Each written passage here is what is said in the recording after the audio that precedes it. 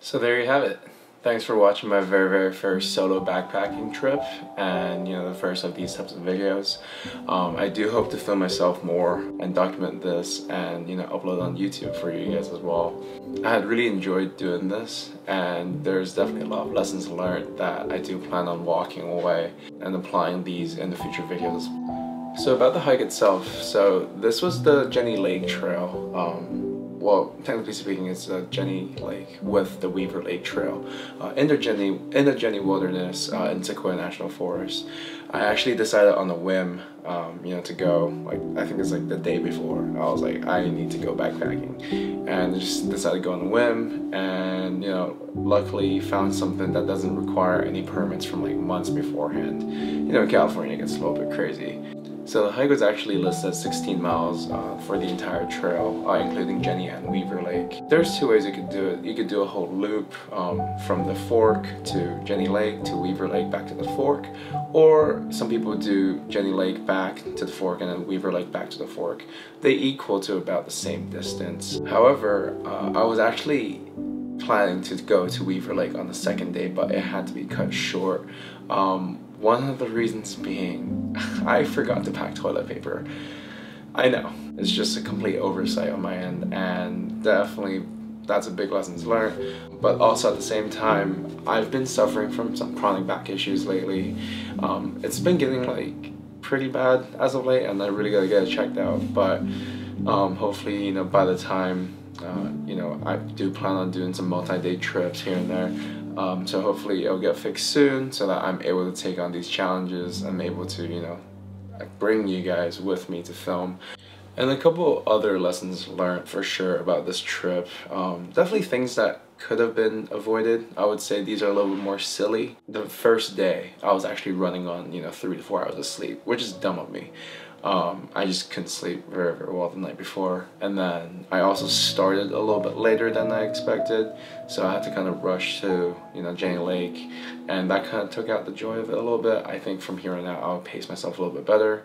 Other than that, it's also just like altitude. I really didn't give myself enough time, my body enough time actually to adjust to difference in altitude. I think at one point the highest point was around like 9,000 something feet, and not that I haven't been higher, it's just that I really haven't been pushing my body to the limit since COVID had started, because I was a lot more used to the gym environment, and at this point I just gotta stop making excuses for myself and get myself out there and just kind of push hard from there on out. So hopefully this is a good start.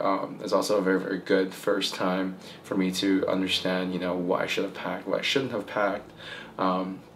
Just in general, a lot of like, bringing in some gear and just kind of trial and error type of thing. It is a very good first trip for sure. So lastly, I just kind of want to talk about, what stemmed me from doing this. And not gonna lie, like there were definitely times on that hike that I was like setting my camera down, walking, and I'm just thinking, it's like, is this really what I want to do? Is this like really worth it? And of course not knowing how the final outcome will become. But on the way down I actually bumped into this elderly couple. They were killing it, by the way. They were like probably like 60 something, and they were killing it.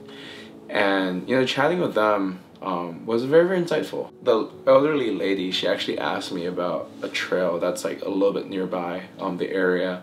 She asked if I've done it or if I've filmed it actually, and I have hiked it and backpacked it, but then I actually never documented it, and because that was before when all this started. So she was a little bit bummed out because like she really wanted to see it through me, because she physically couldn't get on the trail. And I think it was like right up until that point where I really figured it's like, oh, this is something that I find meaningful. Like I really hope to perhaps make these type of videos so that some of those who are less fortunate at home or who physically cannot be there can kind of live through my lens and live through my experiences as if they're there, which is what I really want to try to do with these types of videos. I really want to try to simulate as if you guys are there hiking with me, or you know, just they're spectating. It's kind of what I want to do. And I mean, I love nature. I'm a huge nature guy. I'm a huge outdoors person, and you know, what's another few pounds of camera gear? And I really do enjoy making these videos. So, you know, as I said, this is my very first one, and there's definitely a lot of room for improvement, tips and tricks here and there. My camera lens definitely is lacking sometimes. My camera does have a crop as well, so I really need to like figure out, you know, how to get over some of these obstacles so that I could create better content, not just for you guys but for me as well. I'm a huge visual arts person, and it would be great, you know, I definitely have a vision in my mind where I want to be, and it's gonna be, you know, one step at a time. So thank you guys so much for joining me in my journey. I really hope that you guys are here to stay. If you guys enjoyed this and you know, want to see more of this as it comes out, please feel free to subscribe. It means a lot to me. Thank you so much, guys. Have a good one. Peace.